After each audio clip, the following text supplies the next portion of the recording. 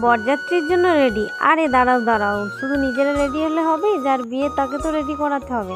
তাই চলে এলাম দাদাকে রেডি করাতে। তারপরেই দেখি বাইরে ব্যান্ড পার্টি প্রসেসিং চলে এসছে। তো চলো তুমি এনজয় করে নাও তোমরা। হ্যাঁ জানি, মিউজিক শুনে তোমাদের নাচ করতে ইচ্ছে করলো তাই না? তো চলো এরপর রিচুয়ালসগুলো কমপ্লিট করা যাক। তারপর গিয়ে এরপর দাদা বেরোবে বউ আনার জন্য, বরযাত্রীর জন্য। তো বাড়িতে কিছু কিছু রিচুয়ালস ছিল। আমি সত্যি বলতে ছেলের বিয়ে রিচুয়ালস মন দিয়ে এই প্রথমবার দেখছি।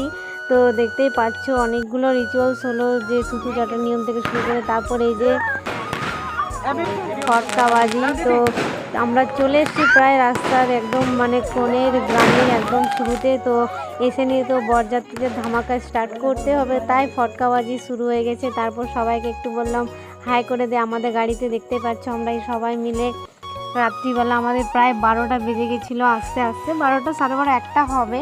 তো যাই হোক গাইস, বরযাত্রীতে তো আমরা খুব এনজয় করেছি।